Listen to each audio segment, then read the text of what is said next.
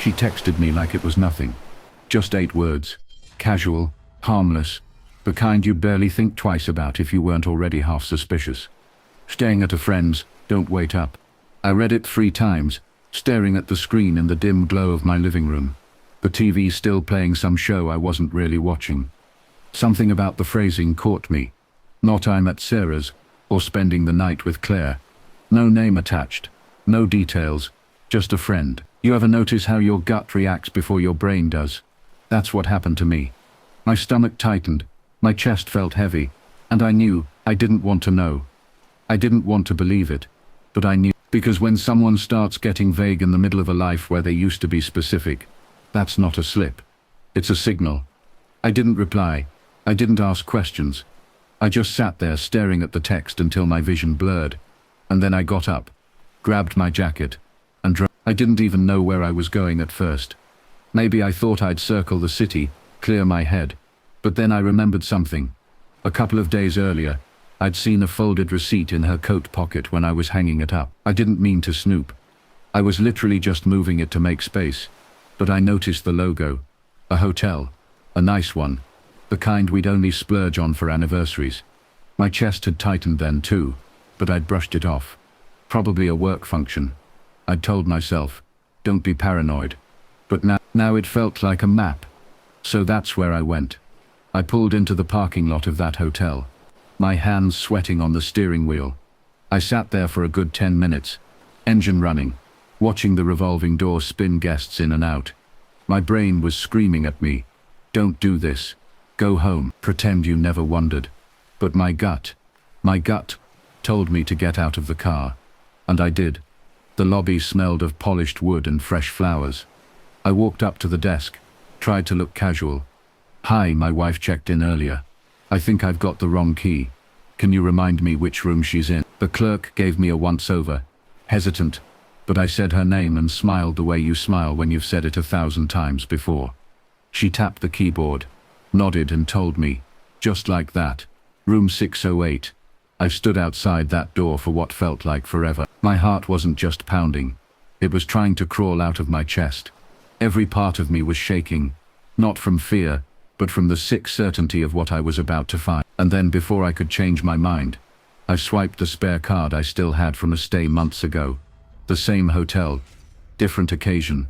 By some twisted stroke of luck, the system hadn't wiped it. The light flashed green. The door clicked open. The first thing I noticed was the smell. Sweet, floral. And then I saw it. Rose petals scattered across the bed, across the floor. A chilled bottle of champagne on the nightstand. 2 glasses, already poured. Music playing low from a phone speaker. The whole setup screamed romance. Intimacy. The kind of thing she used to plan with me in the early days when everything was still exciting. And then I heard it. Laughter. Not just hers, but his. A man's voice, deep, close, familiar in a way that twisted the knife even harder. I stepped inside, and time seemed to slow down. She was there, on the bed, dressed in a way that wasn't for sleep. He was with her, and when their eyes met mine, the whole world fell silent. She gasped, scrambled up, stammering my name. He froze, wide-eyed, caught between fight and flight. And me, I just stood there, my hand still on the doorknob, my face calm even though inside I felt like glass shattering. I didn't yell, I didn't rush at him, I didn't beg her to explain. I just looked at them. The champagne, the petals, the lies, and I realized something that almost made me laugh. All those times I doubted myself, told myself I was overthinking, being made to feel paranoid, or insecure. All those times I'd been right. My instincts hadn't lied. She had. The silence stretched, unbearable. Finally I said, I hope the champagne's good. My voice didn't shake. I turned, walked out, and let the door close behind me. But walking away that night wasn't the end. It was just the beginning, because I wasn't just going to swallow this betrayal and move on. No, because she thought she could lie to me, humiliate me, and then spin the story to her advantage. She had underestimated me. I wasn't going to scream or smash things. I was going to be patient. I was going to gather everything. And when the truth came out, it wasn't going to be in a private hotel room. It was going to be in front of everyone who mattered. And that's where the real story begins. When that door shut behind me, the weight of what I had just seen didn't hit all at once. It crept in slowly like water seeping into a crack, until it freezes and splits the stone wide open. I walked through the hotel hallway on autopilot, every step echoing, my hand still tingling from where it had rested on the doorknob. Rose petals, champagne, laughter, her eyes going wide when she saw me. His silence. It replayed over and over, and each time it cut a little deeper. Outside the air was cool against my face, but inside I was burning. I got in my car, sat there gripping the steering wheel so hard the leather groaned under my palms. Part of me wanted to drive straight into the night and never come back. Another part wanted to storm back upstairs, drag them both out by their collars, demand answers, demand apologies, but I didn't move. I just sat there staring at my own reflection in the windshield. And then it hit me, the strangest thing. I wasn't shocked, not really. Hurt, yes.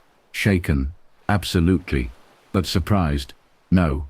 Because the signs had been there all along. The late nights with friends. The phone always face down on the table. The way she laughed a little too easily at texts. She wouldn't let me see. I'd told myself not to overthink. I'd given her the benefit of the doubt. I'd trusted her, and she had cashed that trust in for champagne and rose petals. I drove home in silence. No music, no radio, just the hum of the engine and the steady thud of my heart. When I walked into the house, everything looked the same. The couch, the framed photos, the scent of her perfume faintly lingering in the hall. But it wasn't the same. It would never be the same. She came home the next morning. Same casual tone, same routine. She set her bag down by the door, slipped off her shoes, kissed my cheek, like nothing had happened. That kiss felt like fire on my skin. I wanted to recoil, but I didn't. I stood still, nodded, pretending. Because in that moment I realized something important. If I blew up now, if I confronted her with nothing but my rage, she'd deny it, she'd twist it. She'd tell people I was paranoid, insecure, unstable. But if I waited, if I collected proof, if I stayed patient, then one day she'd have nowhere left to hide. So that's what I did. I became an actor in my own home. I smiled when she smiled. I listened when she talked about her friend. I even laughed when she told me stories I knew were lies. But behind the mask, I was building something. Every suspicious message, every unexplained trip, every receipt, I gathered it all. Screenshots, photos, notes. I kept it in a folder on a drive she didn't know existed. Piece by piece, I was building a record of the truth. And I wasn't just collecting evidence. I was watching her, closely. I noticed the way she flinched when my phone buzzed, as if she thought I'd discovered something. I noticed how her mood lifted when she had plans, and dropped when she had to stay home. I noticed how often she mentioned his name, always casually, always slipped into conversation, as if to normalize it. Once you start paying attention, the patterns become impossible to ignore. But here's the thing about patience. It's not passive, it's active. Every day I held my tongue. Every night I kept my rage quiet. I was sharpening myself, preparing. Because when the moment came, I wasn't just going to catch her. I was going to expose her. The opportunity came sooner than I expected. My parents invited us for dinner one Sunday, a family tradition. She wanted to decline, said she had plans with the girls. I smiled, kissed her forehead, and said cancel them. My parents would love to see you. She hesitated, then agreed. I could see it in her eyes. Irritation, maybe even panic. But she came. The dinner started normally enough. My mother fussed over us. My father told stories. My brother, yes, he was there too, tried to avoid my gaze, and I waited. I let the meal unfold, the conversation flow, and then, when the plates were cleared and everyone was leaning back, satisfied and content, I pulled out my phone.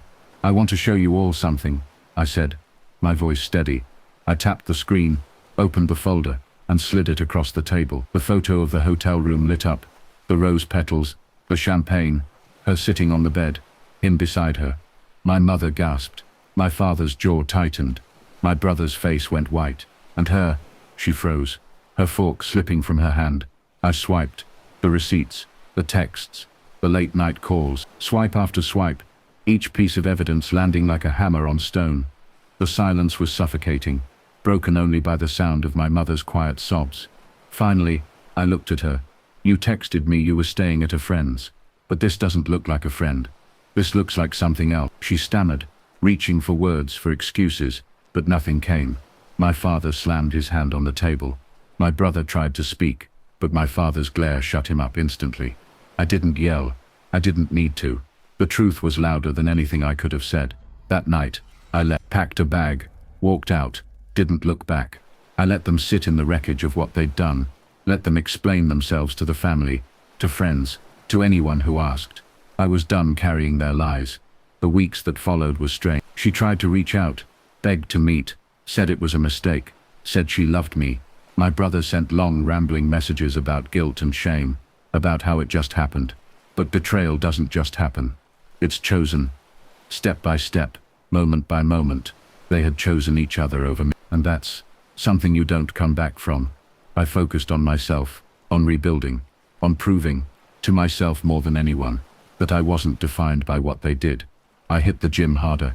I threw myself into work. I started reconnecting with old friends, people who reminded me of who I was before all this. And slowly, I felt something I hadn't felt in a long time. Freedom. Because that's the thing about betrayal. It breaks you. Yes. It shatters the version of life you thought was real. But once the pieces are swept away, you're left with something else. Clarity. And clarity is powerful. Sometimes, late at night, I still hear the echo of that text in my head. Staying at a friend's. Don't wait up. But now, instead of anger, it makes me smile, because I realize that was the moment she lost me. The moment she revealed who she really was. And the moment I began becoming who I was, always meant to be. A man who doesn't live in lies. A man who doesn't settle for half-truths. A man who walks out of hotel rooms full of champagne and rose petals with his head held high. And if you ask me now if I'd change anything, if I'd prefer never to have opened that door, I'd say no, because sometimes you have to see the worst to become your best.